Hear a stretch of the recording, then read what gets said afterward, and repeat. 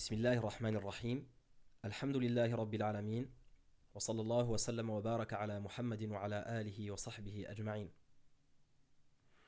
بعد أن تكلم المؤلف رحمه الله عن فرائض الغسل وسننه، سيتكلم هنا عن فضائله. Après que l'auteur nous ait parlé des obligations du ghusl ainsi que des sunnas du ghusl, il va nous parler ici des fada'il, des actes méritoires. قال رحمه الله: وفضائله البداءة بغسل النجاسة ثم الذكر فينوي عنده. البداءة بغسل النجاسة, c'est-à-dire commencer par laver les impuretés. Les impuretés que la personne peut avoir sur le corps. Donc on commence par taharatul khabath, donc cette purification qui est d'enlever les impuretés visibles. Ça, c'est la première des choses avant de commencer le ghusl.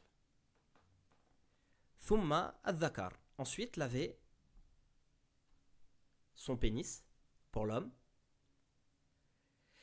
D'une part parce que, il contient peut-être des impuretés. Si la personne est en état de janaba, que ce soit pour un homme ou une femme, les parties intimes doivent contenir ou peuvent contenir des impuretés. Mais aussi parce que l'homme, le fait de toucher ses parties intimes lui enlève l'wudu. Donc il se doit de commencer par laver ses parties intimes pour ensuite ne pas perdre l'wudu. Ibn Ashir rahimahullah dit: تبدأ في الغسل بفرج ثم كف عن مسه ببطن أو جنب الأكف أو إصبع ثم إذا مسسته أعد من الوضوء ما فعلته. Tu commences ton ghusl en lavant tes parties intimes, al-dhakar, donc là il parle pour l'homme, le pénis, et ensuite ne le touche plus avec l'intérieur de la main ou avec la tranche de la main ou avec les doigts. Et si jamais tu le touches pendant ton ghusl, refais le wudu. Il nous dit ensuite le buda'atu bi ghasli najasa, donc laver les impuretés, laver ses parties intimes, fayanwi indahu, et donc avoir l'intention à ce moment-là, formuler l'intention. L'intention se fait à l'intérieur, se fait dans le cœur, il n'y a pas de phrase à dire particulière, mais c'est savoir ce qu'on fait. Et c'est ce qui marque le début de l'ghusl. Il nous dit ensuite thumma a'dha'il wudu'i marratan marratan, et ensuite commencer par laver les membres que l'on lave pendant les ablutions, une fois chacun. Et on commence par ces membres parce que ce sont les membres les plus nobles. Et c'est pour ça que c'est ce qu'on lave pendant les ablutions par rapport aux autres membres du corps. Donc on commence par ces membres-là qu'on va laver une fois, pour chaque. Thumma a'la jasadihi. Ensuite on commence par laver le haut du corps. Et c'est ce qui est logique. Parce que laver le haut salit le bas. Donc ensuite on lave le bas et la personne est complètement propre. Alors que s'il commence par le bas et qu'ensuite il lave le haut, ce qui est en haut va descendre en bas, ce qui est logique.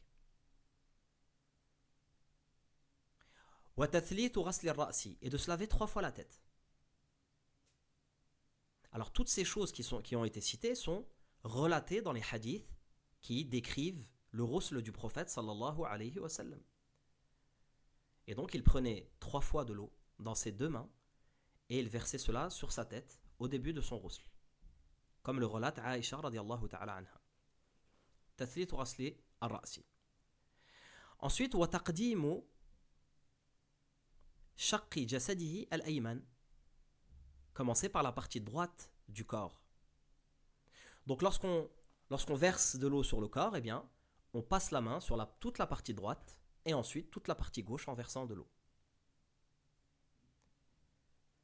Wa taqlilul ma'i 'ala al-a'dha, et laver les membres avec le minimum d'eau. Avec un minimum d'eau. Alors le minimum d'eau, c'est quelque chose qui est relatif. Premièrement, on parle ici de ghusl et pas de douche. le fait de se laver avec du savon, etc., est extérieur au ghusl. Là, on parle du ghusl, c'est cette adoration qui ne se fait qu'avec l'eau qui est inchangée, qui est pure et purificatrice. Et le ghusl est quelque chose qui se fait relativement rapidement et qui n'a pas besoin d'énormément d'eau. Mais il n'y a pas une mesure obligatoire. Par contre, il y a des descriptions du ghusl du prophète sallallahu alayhi wa sallam qui nous montrent ce qu'il faut, ce qui est à prendre en considération pour ne pas être dans le gaspillage. Alors, ce qu'on a comme hadith, on a des hadiths qui nous expliquent que pour le wudu, le prophète sallallahu alayhi wa sallam utilisait un moud, on l'a dit, c'est à peu près 70 centilitres. Et pour le ghusl, c'est un sa' jusqu'à 5 mouds. Un sa' est égal à 4 mouds. C'est une unité de mesure qui équivaut à 4 mouds. On a dit un moud, c'est 70 centilitres. Donc, un sa' équivaut à peu près 2 litres 8. 2,8 litres. Et dans le hadith, il est dit jusqu'à 5 mouds. Donc, ça peut s'étendre au-delà. Pour faire simple, on peut dire autour de 3 litres. Autour de 3 litres, c'est ce que utilisait le prophète sallallahu alayhi wa sallam. Et il y a d'autres hadiths avec d'autres mesures, un petit peu plus même, dans d'autres hadiths. Donc on sait que voilà, c'est à peu près 3 litres. Donc celui qui est autour de 3 litres, même s'il dépasse un peu, voilà, il sait qu'il n'a pas gaspillé d'eau. Mais utiliser 10 fois plus d'eau, et c'est le cas lorsqu'on se lave dans une douche où le pommeau n'a de cesse de déverser de l'eau, on arrive vite à des quantités qui sont extrêmement grandes. Ce qui permet de ne pas gaspiller d'eau, c'est d'utiliser un récipient. C'est la meilleure des choses. Donc d'avoir un récipient dans lequel on va puiser l'eau. Et ça permet de ne pas gaspiller d'eau. Donc chacun doit faire un effort sur soi pour essayer d'utiliser le moins d'eau possible. Notamment lorsqu'il fait le ghusl. Et c'est la sunna du prophète sallallahu alayhi wa sallam. On continue. Il nous dit ensuite, وَمَنْ نَسِيَ لُمْعَةً. Il va nous parler ici des oublis dans le ghusl. Et il nous dit وَمَنْ نَسِيَ لُمْعَةً. Al-lum'atu, c'est une partie de peau. Donc il a oublié une partie ou un membre entier dans le ghusl. Qu'est-ce qu'il doit faire? Il a oublié une partie de son corps, alors que dans le ghusl, l'obligation c'est de laver la totalité du corps, de mouiller la totalité du corps et de passer la main dessus. Et il se rend compte après le ghusl qu'il a oublié une partie. Que doit-il faire? Il nous dit ici, badara ila ghaslihi. Il doit s'empresser de le laver, de laver cette partie. Hina tadhakkarahu, quand il s'en souvient, walaw ba'da shahrin, même si c'est un mois plus tard. Même si c'est un mois plus tard. Alors là, c'est le cas extrême de quelqu'un qui ne se serait pas lavé pendant un mois et se rappelle qu'il a oublié une partie du corps un mois plus tard. Qu'est-ce qu'il fait? Là, il nous donne la règle, il nous dit, il lave cette partie-là. Alors, on va prendre comme exemple le nombril, par exemple, qui est un endroit où l'eau arrive difficilement et qui peut être oublié. Donc, quelqu'un termine le ghusl et se rappelle qu'il a oublié son nombril. Qu'est-ce qu'il fait? Il le lave. Donc il prend de l'eau et il lave son nombril. Tout simplement, il lave seulement l'endroit qui a été oublié. Et il doit faire ça même si c'est longtemps, même si le ghusl a été fait il y a très longtemps. Ensuite, il nous dit, rahimahullah, wa a'ada ma salla qablahu. Par contre, ce ghusl étant défaillant, parce qu'il manque une partie, eh bien, il se doit de refaire toutes les prières qui ont été faites avec ce ghusl. Donc, dans cet intervalle qui est entre le ghusl et entre ce moment où il se rappelle et où il va laver ce membre qui manque. Il nous dit ensuite, rahimahullah, wa in akharahu ba'da dhikrihi batala ghusluhu. Si par contre, il ne s'empresse pas de laver ce membre qui a été oublié, il prend son temps et qu'il laisse le temps passer, et bien à ce moment-là, cela annulera son ghusl. Son ghusl sera annulé, فإن كان في أعضاء الوضوء وصادفه غسل الوضوء أجزأه. Par contre, si il a oublié de laver une partie qui, c'est une partie qui fait partie des membres des ablutions du wudu, par exemple, il a oublié un coude, et que entre temps il a fait les ablutions et il a lavé son coude, eh bien cela sera suffisant. C'est-à-dire que le lavage du wudu viendra remplacer l'oubli dans le ghusl.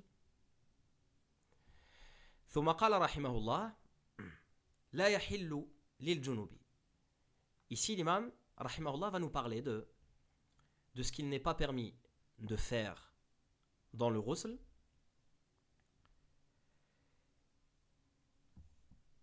Et il nous dit لا يحل للجنوب دخول المسجد. Il n'est pas permis à quelqu'un qui est en état de janaba. On a parlé de l'état de janaba et dans les cours précédents, on a vu ce qui fait que la personne est en état de janaba, donc est en état d'impureté majeure. Celui qui est en état de janaba n'a pas le droit d'entrer à la mosquée, de khul masjid.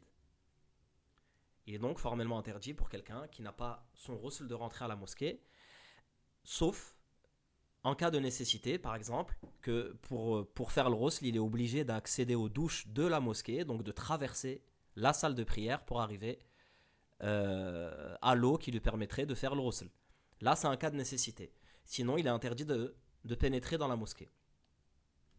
Wala qira'atul Qur'ani, ni de lire le Coran, de réciter du Coran.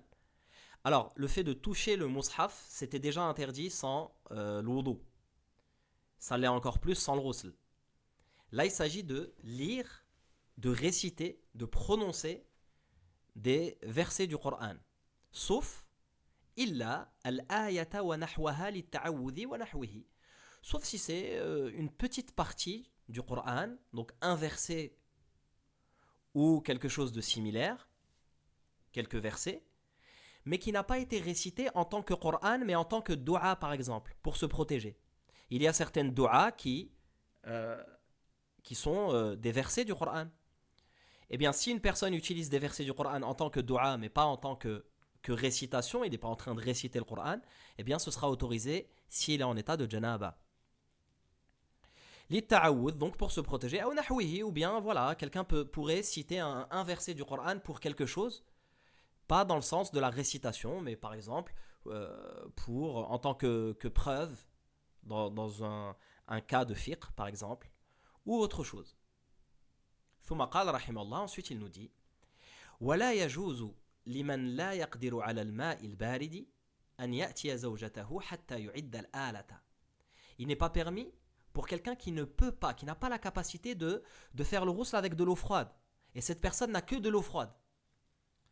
Et il sait que s'il perd le ghusl, il ne pourra pas faire le ghusl. S'il se retrouve en état d'impureté majeure, s'il se retrouve en état de janaba, il sait qu'il ne pourra pas faire le ghusl, et bien pour lui ce sera interdit d'avoir un rapport avec son épouse.